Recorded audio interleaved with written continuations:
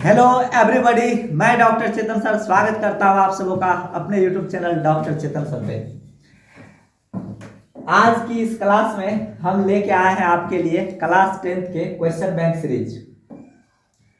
तो आज देखेंगे हम लोग वार्षिक परीक्षा 2022 माध्यमिक उत्प्रेषण परीक्षा सेकेंड सेटअप एग्जामिनेशन 2022 का प्रश्न उत्तर देखेंगे। ठीक है, तो देखते हैं प्रश्न उत्तर 2022 के क्वेश्चन पेपर का। ये सेंटअप एग्जाम लिखा हुआ है यहाँ पे। तो चलिए देखते हैं, पहला प्रश्न की तरफ चलते हैं। देखते हैं प्रश्न संख्या क्या है। इसमें से कहा जा रहा है कि 100 प्रश्न है, 100 प्रश्न में से आपके 50 प्रश्नों के उत्तर देना जरूरी है। तो पहला क्वेश्चन पे लेके चलते हैं और बात करते हैं पहला क्वेश्चन क्या है। देखिए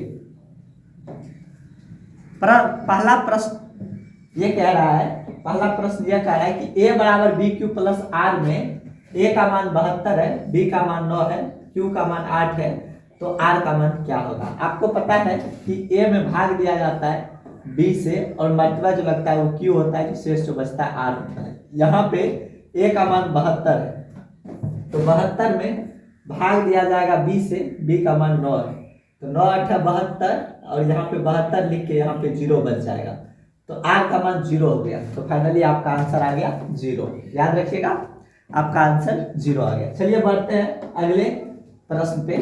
प्रश्न संख्या 2, प्रश्न संख्या 2 को देखेंगे। प्रश्न संख्या 2 कह रहा है कि दो संख्या है ए बी जिसका मौसौ को गुना किया गया है उसी ए बी संख्या के लौसौ से। तो दो संख्या का जब मौसौ और लौसौ के गुना करते हैं तो उस संख्या बराबर होता है, वो दोनों संख्या के गुणनफल का है, तो a गुना b के बराबर होगा। तो देख लीजिए इसमें a गुना b के बराबर है कि दो संख्या का लौसा गुना मौसा जो होता है संख्या के गुणनफल के बराबर होता है। बढ़ेंगे अगले प्रश्न संख्या 3 पे। प्रश्न संख्या 3 कह रहा है, प्रश्न संख्या 3 कह रहा है, देखिएगा प्रश्न संख्या 3 कह रहा है कि रूट अंदर 15 कैसी संख्या है। रूट अंदर 15 कैसी संख्या है। ये पूर्णांक नहीं है और ये परिमेय भी नहीं है क्योंकि रूट से नहीं निकलेगा। तो रूट अंदर 15 जो है ये अपरिमेय संख्या है, याद रखिएगा। रूट अंदर 15 अपरिमेय संख्या। चलिए बढ़ते हैं अगले प्रश्न संख्या 4 पर। प्रश्न संख्या 4 कह रहा है, प्रश्न संख्या आपके 4 कह रहे हैं, ये ओरिजिनल प्रश्न है। प्रश्न संख्या 4 कह रहा है 124 के अभाज्य गुणनखंड में 2 का घातांक कितना होगा। 124 के अभाज्य गुणनखंड में 2 का घातांक, जब 2 से लगाएंगे तो 6 होगा, 2 होगा, फिर 2 से लगाएंगे तो 3 और 1 होगा, तो 2 के पावर 2 31 के पावर 1। तो पूछ रहा है 2 का घातांक कितना होगा, तो 2 होगा।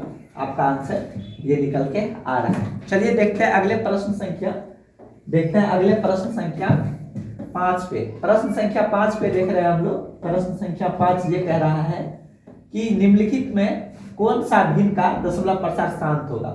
तो शांत उसका होता है जिसके हर के गुणनखंड में केवल 2 या 5 होता है, उसके अलावा होगा का शांत। जैसे 105 है तो 105 को आप तोड़ेंगे तो इसमें 3 तिया 9, 5 तिया 15 और फिर 5 सतह कितना लग जाएगा 35। तो आप देख रहे हैं 5 7 आ रहा है, ये नहीं होगा, केवल 2 या 5 आना चाहिए, या तो 2 आना चाहिए या तो 5 आना चाहिए, या 2 5 2 एंड 5 दोनों आना चाहिए, तभी जाके वो शांत होगा, नहीं तो नहीं। ये 88 है, आप देख रहे हैं, तो 88 को अगर हम तोड़ते हैं तो 2 से तोड़ेंगे तो 44 होगा, 2 से तोड़ेंगे तो 22 होगा, 2 से तोड़ेंगे इसको तो 11 होगा। तो आप देख रहे हैं 2 के अलावा 11 आ रहा है, अलावा आ रहा है, अलावा आ रहा है, तो ये अशांत होगा, अशांत होगा, अशांत आवर्ती होगा। अशांत क्या होगा, आवर्ती। लेकिन यहाँ पे क्या कहा जा रहा है, यहाँ पे कहा जा रहा है कि शांत होने के लिए। तो जैसे इसको 7 से काटिएगा, इसको आप 7 से काट सकते हैं, 7 से काटिएगा तो 11, 7 से काटिएगा तो 3 0 30, जो 30 को आप तोड़िएगा 2 से तो ये 15 हो गया, 3 से तोड़िएगा तो ये 5 हो गया।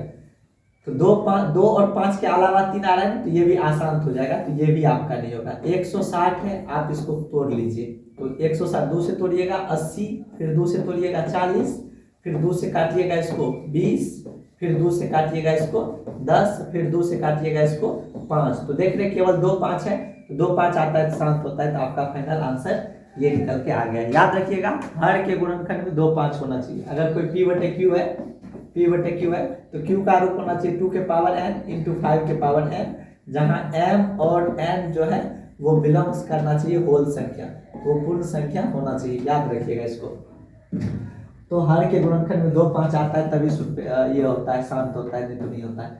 अगले प्रश्न संख्या 6 पे देखेंगे। प्रश्न संख्या 6 कह रहा है कि दो संख्या का गुणनफल 1600 है, 905 है, तो 900।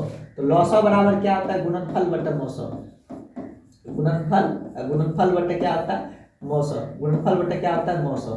तो बताइए गुणनफल कितना है, गुणनफल है 1600 और उसमें 900 कितना है, 5। भाग दीजिएगा तो 5 तिया 15, एक पे तो 5 गुना 10 0, 320 हो गया। तो आप देख सकते हैं इसका आंसर आपका 320 निकल गया। बहुत बढ़िया।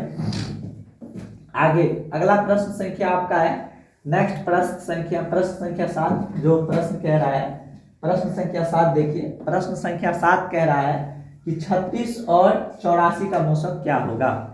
तो 36 से आप 84 का मौसम निकाल दीजिए। 36 84 का 36 गुना आप 72 लिख सकते हैं। 36 गुना आप 72 लिख सकते हैं। यहाँ 2, यहाँ पे 1, फिर यहाँ पे 36 हो गया। तो 12 तिया आपका कितना हो गया, 36 हो गया। तो फाइनली इसका मौसम जो है 12 निकल के आ गया। तो आपका आंसर हो गया, आप सी चंपा के साथ जाइए, इसका आंसर 12 आ गया। ठीक है। आई होप कि वीडियो पसंद आ रहा है आपको। अगर वीडियो पसंद आए तो वीडियो को लाइक कीजिए, चैनल को सब्सक्राइब कीजिए।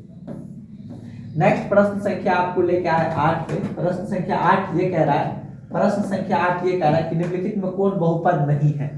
बहुपद नहीं है, देखिए ये बहुपद नहीं है। ये तो बहुपद है क्योंकि चर संख्या की पावर 1 है, तो ये बहुपद है, ये बहुपद है, ये भी बहुपद है, ये भी है। तो नीचे में नहीं आना चाहिए, ये नहीं है बहुपद। क्यों नहीं है, यहाँ पे जो x का जो घात है ना, वो घात है ना, अभी 1 है, लेकिन जब ये ऊपर जाएगा तो 2, ये जब ऊपर जाएगा तो दिक्कत हो जाएगा। तो घात पूर्ण संख्या नहीं है। बहुपद होने के लिए घात पूर्ण संख्या होना चाहिए। घात क्या होना चाहिए, पूर्ण संख्या होना चाहिए, याद रखिए। और पूर्ण संख्या शुरू होता है 0 1 2 डॉट डॉट से, याद रखिएगा। बहुपद होने के लिए घात पूर्ण संख्या होना चाहिए। अगले प्रश्न पे चलेंगे। अगला प्रश्न आपका इंतजार कर रहा है और हम इसको सॉल्व करेंगे। आप देख रहे हैं डॉक्टर चेतन सर। तो ये है पी एक्स इतना है, तो इसका शून्यक अल्फा बीटा है, तो अल्फा प्लस बीटा पूछा जा रहा है। तो अल्फा प्लस बीटा जो होता है वो -b अपॉन a होता है। तो -b का मान है -2 अपॉन a का मान है 1। तो इसका करेंगे तो 2/1, यानी कि इसका 2 निकल जाएगा। तो आपका आंसर बी, आप बबली के साथ चलिए। ठीक है, आपका आंसर बी निकल गया। ठीक है, चलते हुए आगे बढ़ते हैं। अगले प्रश्न की सिलसिला में प्रश्न संख्या 10 है आपके लिए, इंतजार कर रहा है प्रश्न संख्या 10। चलिए देखते हैं इसको। प्रश्न संख्या 10 देखते हैं। प्रश्न संख्या 10 आपका कह रहा है, प्रश्न संख्या 10 कह रहा है बहुपद इतना का शून्यक क्या होगा। शून्यक वो चीज होता है जो उसको शून्य कर दे, या तो इसको सॉल्व भी कर लीजिए या ऑप्शन से भी चेक कर सकते हैं। तो शून्य का x² - 3x प्लस x कर लेंगे। तो 3x -3x में x जोड़ेंगे तो -2x -3 बराबर क्या होगा, 0। इसमें x माइनस क्या होगा, 3। इसमें 1 पुट करेंगे तो x माइनस क्या होगा, 3 बराबर 0। तो x -3 इसमें पुट कर देंगे, x + 1 इसमें भी पुट कर देंगे तो 0। यहाँ से x का -3 को 0 करेंगे तो x बराबर आंसर आ जाएगा 3, और यहाँ से x बराबर आंसर जाएगा -1। तो देख लीजिए 3 और -1 किसमें है, 3 और -1 इसमें है।